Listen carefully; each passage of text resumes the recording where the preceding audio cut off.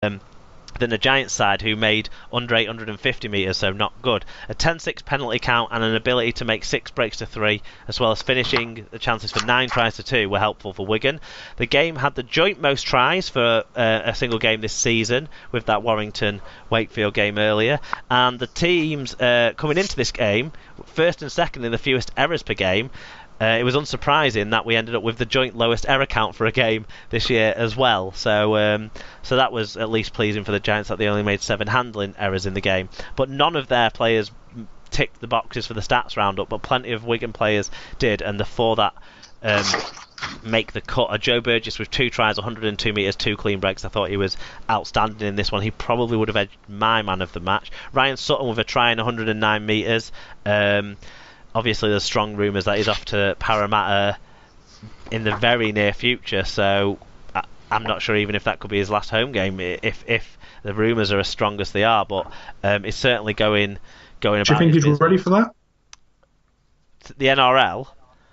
I think he'd make a great strong running second rower in the NRL, like what we saw out of, say, Cohen Hess at North Queensland at the weekend.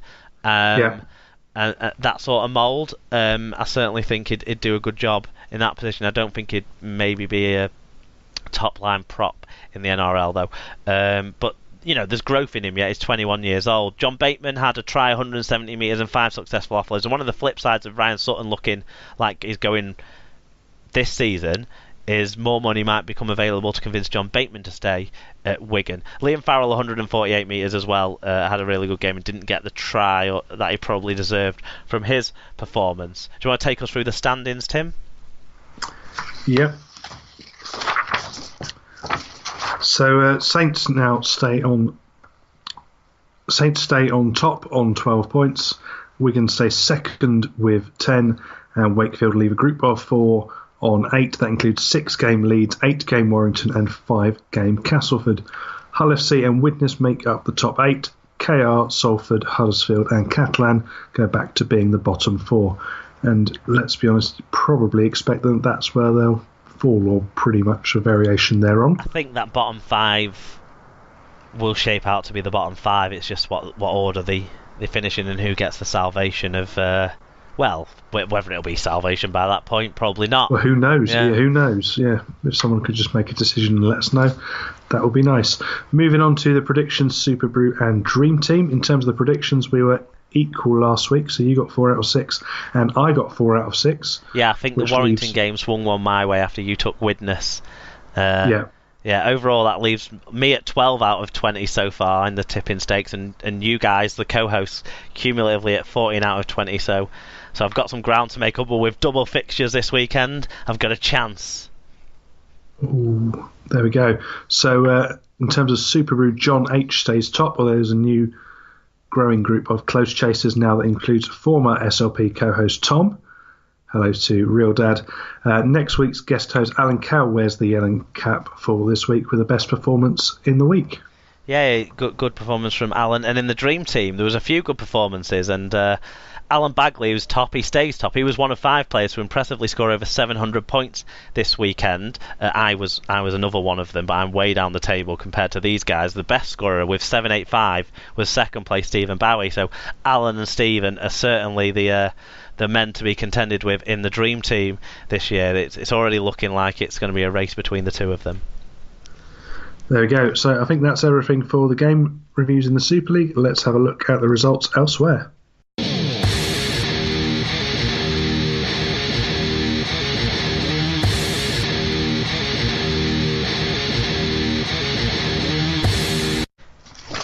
On to other results then from around the world of Rugby League, sponsored by Master of Shaves, who is a small family-run business that sells high-quality traditional wet shaving products and specialises in straight razors. You can visit their website, masterofshaves.com, and SLP listeners can get 10% off their order using voucher code SLP at checkout, so make sure you take advantage of that great offer whilst it's around. In terms of the results, we're going to start with the penultimate left game of the round 4 of the Challenge Cup, Tim, a game that you'll have more to say about than most, which finished Coventry 31, Pilkington Rex 20, although the Rex were well in this game, and maybe... Yeah, they took took a good early lead and were really pushing Coventry all the way. And they did. I mean, even down to the right towards the end, they were trying some very clever kickoffs using a high kickoff that they then contested and got a penalty out of one, which was did well. And to be fair, I mean, they really did push all the way. It was if anything, the margin looked slightly bigger on paper than it was in the game, because it was really nip and tuck right the way. And but Coventry just about edged ahead, and thanks to just dominance and persistence, particularly when Joel Thomas came on, he really ate up some metres and got some good quick ball to come off of, which then allowed Emanuele instead to create some space. And both of them having cracking games, and Paul Emanuele just seeing it off really with a drop goal right on the end, sort of. I think it was about 15 seconds left on the clock at that point. So he was very clever to get that done. But yeah, another good game, and obviously it sets up a trip to Widnes in April, which will be quite exciting. So that's the first time that Coventry have made it to the fifth round, and the first time they will have played Super League club. Yeah. That's really exciting. In the Challenge Cup, so that's going to be a big thing. Going to that. I have to look at various things. I'm hoping to be able to, but I'm not 100% sure because a few things that I've got on around that time. So fingers crossed. But yeah, it's again, it was a really nice day down at the Butts Park Arena, or the Big Butts as you like to call it. We like big butts. And yeah, exactly. They don't lie. Nope. If nothing else, they're nice and perfectly honest. But good crowd in as well, just shy of 400, which for a cup game. It's obviously not included in the season ticket package. That's quite a healthy attendance. So it's good atmosphere.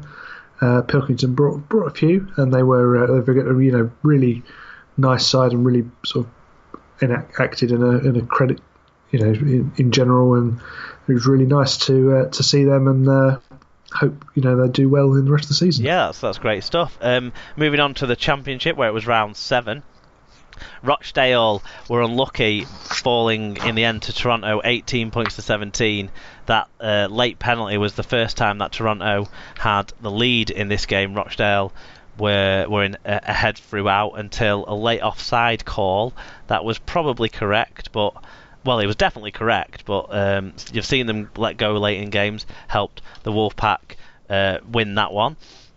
On Saturday, it was Toulouse 36, Halifax 6. We had a review in on this one. Yep, Mitchell Darts coming with no Minger, no problem.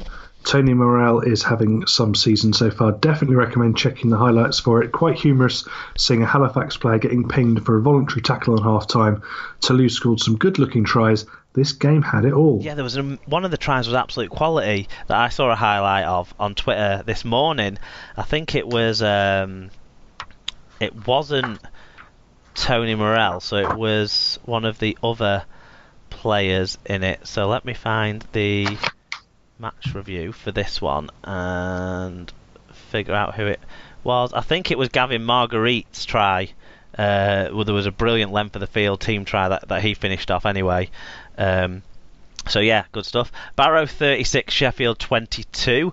Barrow overturning a half-time deficit on this one to keep the home winning run alive, or home unbeaten run alive at least. Batley 14, Featherstone 40. Again, Featherstone were behind early doors in this one, but came back to win. Lee 36, Dewsbury 0. So that's Lee off the game of the week position for SLP Championship games, as they found somewhat the form we expect to see from them. And it was Swinton 18, London 64, and that win means with 6 wins from 6, the Broncos stay top. Also with 6 wins, but from 7 played, sit Toulouse and Featherstone behind them. Toronto complete the top 4 on 11 points. Dewsbury, Halifax, Barrow and Lee make up the top 8. Batley, Rochdale, they're 10th and 11th, and then the bottom 2 of Sheffield and Swinton both remain pointless in the table, although some positive signs for Sheffield in the Barrow game. League 1, it was round 4. We had a few views on the League 1 game, so that's quality to see. It was London Scholars 26, Workington 42 on Saturday.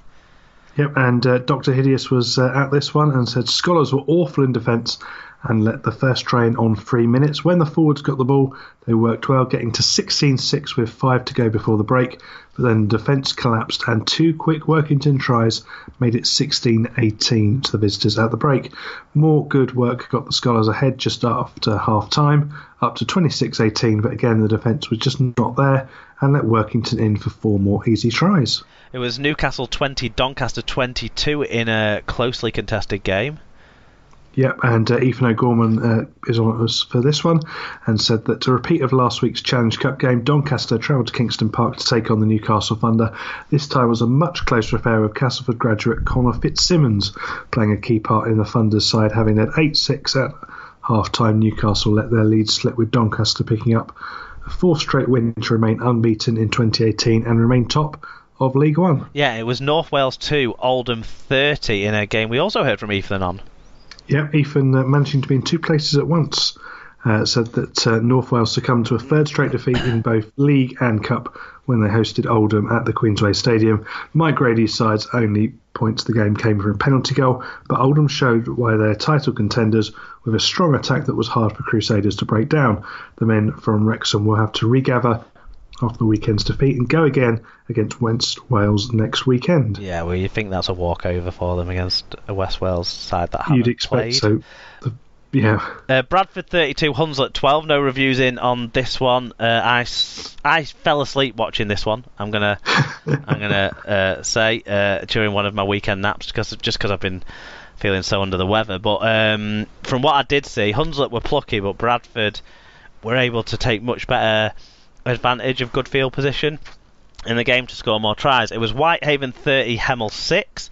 So not a bad road performance from Hemel then to keep it down. No, that's pretty good for them. And York 26, Keighley 12. So that means Doncaster and Bradford sit first and second with 100% records. Workington, Oldham, York and Hunslet are all 2 from 3 to make up the top 6.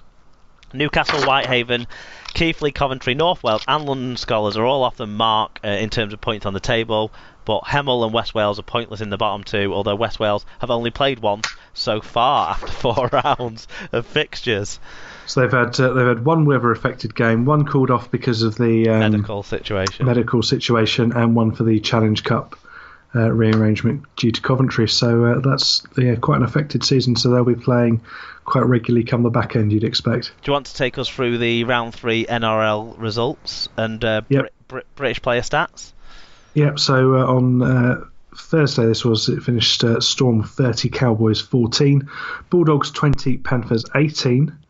And also ANZ, it was the Wests Tigers 7, Broncos 9. Oh no, that was at Campbelltown. It was at Campbelltown. It was at Campbelltown, and it was a penalty that Ashley Klein's probably going to get dropped to the second tier.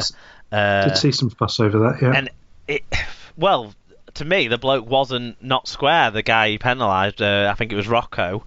He was square to me, but the ball was played sort of on a little bit of an angle, and I know that the referees are being keen to penalise a lot in the NRL to prove that, if you're going to keep breaking the rules, we are going to keep blowing the whistle, rather than the normal rhetoric of the referees ruin the game because they're blowing the whistle too much. And I think for the most part they've got the balance right, because almost all the penalties have been correct, and it's the players' fault for not responding to that properly. But in this one, I did feel a touch sorry for the West Tigers, and the Broncos. Is this where they start the decline? Well, I don't think so. As the incline levelled off. The Broncos won a game without scoring a try for the first ever time in their life as well.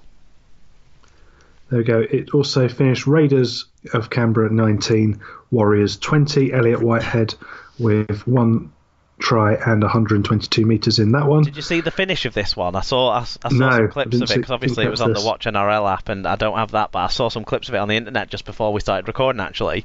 And basically the Warriors in the last 2 minutes went and scored 2 drop goals. So they kicked a drop goal, then from the kick-off they went all the way up the field to about 35 metres out and kicked a second drop goal to take it. Excellent. The Raiders lose a 3rd close game of the season so far. Really, they need to start picking up wins in these close games, but it's a bad habit that they've carried on from last year, losing close games late. Yeah. Also in South Sydney, finished South Sydney Rabbitohs 34, the Manly Sea Eagles 6. And Burgess Watch, it was Sam made 169 metres with 3 offloads. Tom made 124 metres.